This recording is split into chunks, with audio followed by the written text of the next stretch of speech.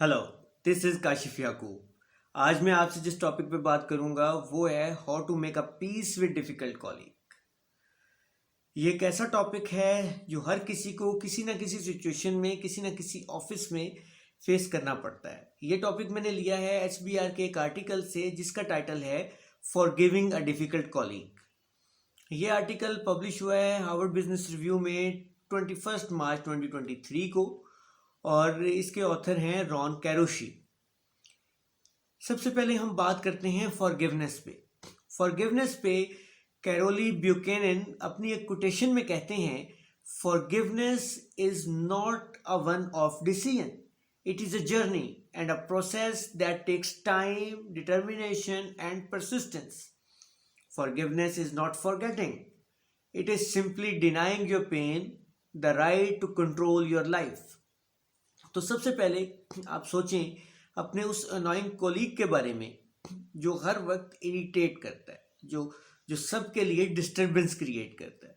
तो फिर ये सोचें कि अगर वो कोलीग नहीं बदलेगा और सिचुएशन ऐसी की ऐसी ही रहेगी तो आप किस तरह से उसके साथ पीस क्रिएट कर सकते हैं। देखिए, पीस क्रिएट करना डिफिकल्ट कोलीग के साथ ऐसे ही है जैसे दो मुल्कों में इख्तलाफात हैं और उनके दरमियान में आपने हल निकालना है।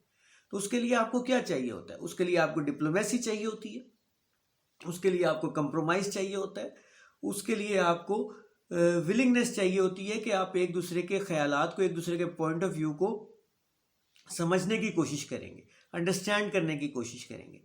तो इस टॉपिक को हम अंडरस्टैंड करने की कोशिश करते हैं एक छोटी सी स्टोरी से।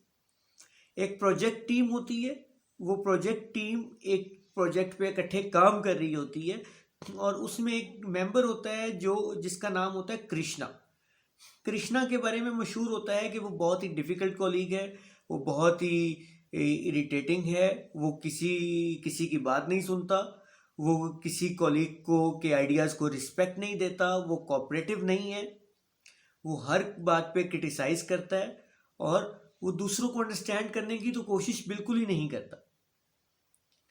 लेकिन अब उसके इस रवैये की वजह से ओवरऑल प्रोजेक्ट भी इफेक्ट होने लगता है। तो एक दिन सना जो प्रोजेक्ट मैनेजर है वो ये फैसला करती है कि वो उससे बात करेगी।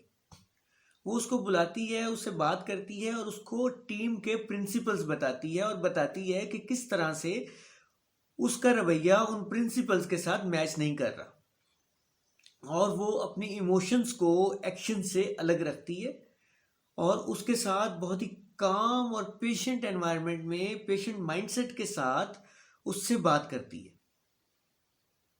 उसका पॉइंट ऑफ व्यू सुनती है, उसकी पूरी स्टोरी सुनती है कि रीजंस क्या हैं।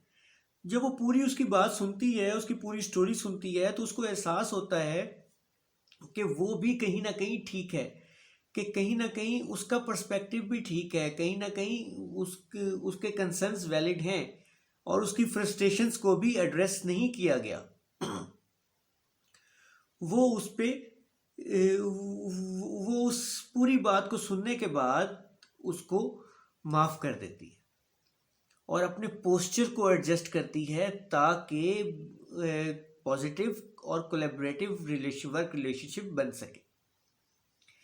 जब कृष्णा देखता है कि इस हद तक पॉजिटिव रिस्पॉन्स है प्रोजेक्ट मैनेजर की तरफ से, तो वो सना के इन एफर्ट्स को देखते हुए वो भी अपने आप को बदलने की कोशिश करता है और अपने आप को इम्प्रूव करता है और बाकी कॉलीग्स के साथ काम करने के लिए विलिंगनेस शो करता है।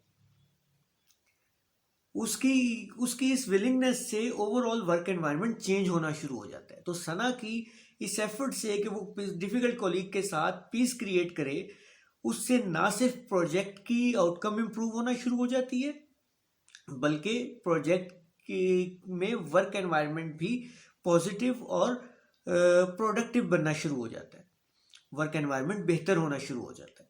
तो हम कह सकते हैं कि वर्क एनवायरनमेंट के पीस क्रिएट करना, डिफिकल्ट कॉलीग के साथ पीस क्रिएट करने के लिए आपको क्या चाहिए होता है? आपको एफर्ट चाहिए होती है यानी कोशिश, पेशेंस यानी सब्र चाहिए होता है और willingness to understand each other's perspective, एक दूसरे के पॉइंट ऑफ व्यू को अंडरस्टैंड करने की विलिंगनेस चाहिए होती है, राइट? तो आप क्या कर सकते हैं? आप प्रिंसिपल्स को क्लैरिफाई करके, आप इमोशंस को एक्शन से अलग करके आप पूरी स्टोरी पे रिफ्लेक्ट करके उसके बाद फॉरगिव करके यानी माफ़ करके और अपने पोस्चर को एडजस्ट करके अपने ओवरऑल वर्क एनवायरनमेंट को पॉजिटिव, कोलैबोरेटिव और प्रोडक्टिव बना सकते हैं। तो इसको मैं कंक्लूड इस तरह से करूंगा जी कि डिफ़िकल्ट कॉलीग के साथ पीस क्रिएट करना ऐसे ही है जैसे कोई मशीनरी ख़राब है और उसको आपने दुरुस्त कराना है।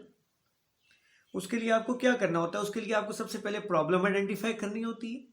जब वो प्रॉब्लम आइडेंटिफाई हो जाती है तो फिर आप उसको रिपेयर करने के लिए डिफरेंट स्टेप्स लेते हैं और रिपेयर के बाद आपको उसको मेंटेन भी करना होता है।